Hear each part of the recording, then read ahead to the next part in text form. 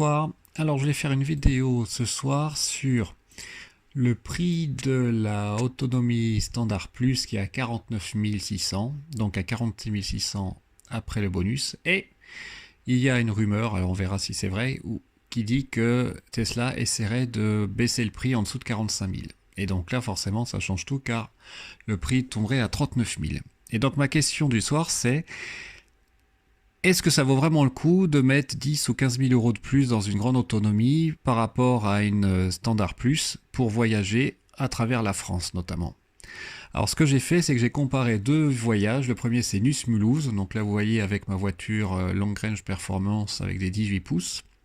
D'une part avec 20% de minimum de charge au superchargeur. Et dans ce cas-là, j'ai 3 arrêts et 8h52 de route. Voilà le trajet avec un arrêt à Aix-en-Provence, un à Valence, un à Aire du Poulet en Bresse. Si je fais le même trajet avec une Standard Range Plus, avec cette fois je mets 10% pour l'arrivée au superchargeur, je prends un peu plus large car la batterie est moins grande. J'ai 5 arrêts et je mets 9h15. Alors certes il y a beaucoup plus d'arrêts, mais vous voyez que le temps vers à la fin est pas si différent. Mais c'est clair qu'il y a 5 arrêts car je ne peux pas faire plus de kilomètres entre deux superchargeurs. Si je mets 20% de minimum de charge au superchargeur, j'ai toujours 5 arrêts, mais vous voyez là, la distance augmente, la durée augmente un peu. Et voici le trajet, donc bon, c'est vrai que ça fait 5 arrêts au lieu de 3.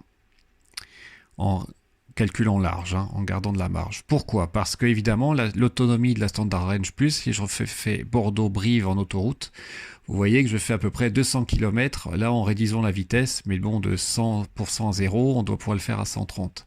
Alors qu'avec la grande autonomie, évidemment, je consomme que 60% de batterie pour le même trajet.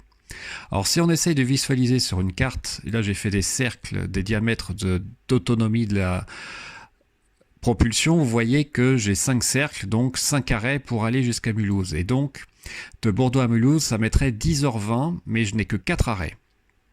Et vous voyez que les arrêts sont assez longs car je dois recharger à 100%, notamment à Brive et presque à Clermont. Avec la grande autonomie, je n'ai que 4 cercles puisque le rayon d'action est plus grand. Donc ça paraît logique, mais si on regarde le nombre d'arrêts, en fait j'ai le même nombre d'arrêts là. Alors évidemment, a priori vous allez voir à la fin c'est plus court, mais j'ai quand même 4 arrêts pour exactement le même trajet. Donc en conclusion, qu'est-ce qu'on a? On a un Nice-Mulhouse à 9h15 pour la propulsion contre 8h52 pour la grande autonomie. On a un Bordeaux-Mulhouse de 10h20 avec la propulsion contre 9h26 pour la grande autonomie.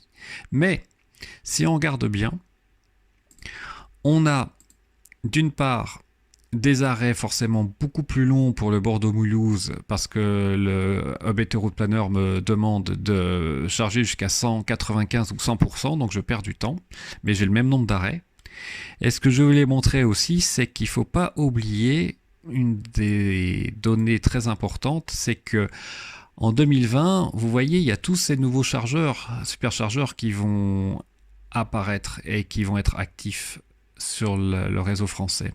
Ce qui veut dire que si on reprend cette carte avec les cercles, peu importe entre guillemets le rayon d'action, on aura beaucoup plus de latitude pour recharger à différents waypoints avec la grande autonomie, mais aussi avec la propulsion.